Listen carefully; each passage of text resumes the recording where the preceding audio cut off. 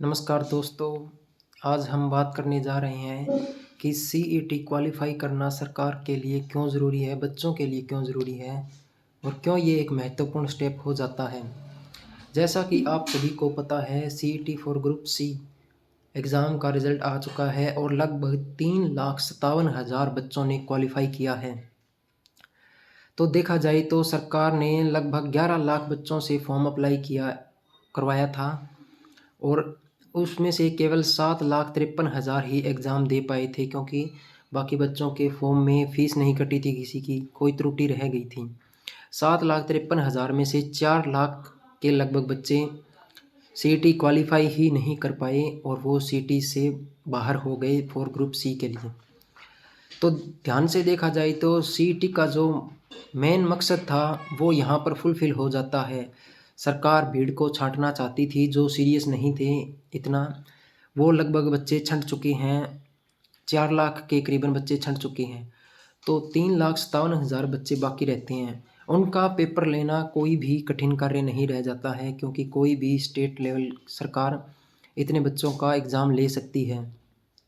दूसरी बात, सरकार अगर क्वालिफ़ाई नेचर कर भी देती है तो इतने बच्चों का एग्ज़ाम सरकार को नहीं लेना पड़ेगा, जो 3,57,000 आपको दिख रहे हैं।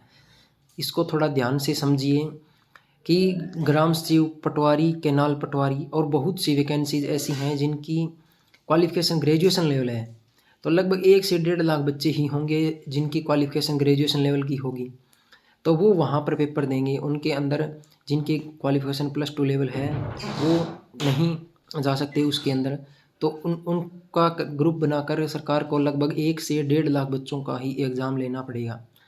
तो भी ज़्यादा भीड़ इकट्ठी नहीं होगी और वो एग्ज़ाम लेने के बाद अगर +2 लेवल का एग्ज़ाम लेती है सरकार, तो कुछ बच्चों की कमी वहाँ पर आ जाएगी और कम बच्चों का एग्ज़ाम सरकार को लेना पड़ेगा, जो सेंटर बनाने में और सिक्योरिटी वगैरह में सहूलियत रहती है सरकार को। और अगर सरकार अपनी ज़िद पर अड़ी रहती है कि वो 4 गुणा बच्चों को ही बुलाएँगी। अब सरकार का कहना है कि जितने उन्होंने भी सीईटी क्वालिफ़ाई किया है, आवेदन करने का मौका सभी को मिलेगा। लेकिन स्क्रीनिंग टेस्ट के लिए सिर्फ़ 4 गुणा बच्चे ही, जितनी वैकेंसी है उनके 4 गुणा बच्चे ही बुलाए जाएँगे। तो इसको एक उदाहरण के साथ समझते हैं।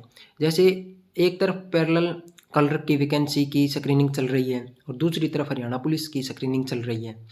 दोनों के लिए 4 गुना बुला लिए। जैसे 4,000 वैकेंसी है क्लर्क की, तो उसके लिए 16,000 बुला लिए। 5,000 वैकेंसी है हरियाणा पुलिस की, तो उसके लिए 20,000 बुला लिए। तो ये ऐसा तो होगा नहीं कि क्लर्क को पहले ज्वाइनिंग दे दी जाए और पुलिस को उसके बाद ज्वाइनिंग दी जाए। दोनों के साथ-साथ ही चलेंगी। तो वही 4 गुना बच्चे तो क्लर्क के एग्ज़ाम में बैठेंगे और वही 4 गुना बच्चे हरियाणा पुलिस के एग्ज़ाम में बैठेंगे। तो इससे होगा क्या? वही 4 गुना बच्चे इधर से उधर घूमते रह जाएँगे और वही एक नहीं कम से कम 12-13 जगह सेलेक्ट हो जाएँगे, क्योंकि टॉपर है, वो तो हर एग्ज़ाम को क्वालीफ़ाई कर लेगा।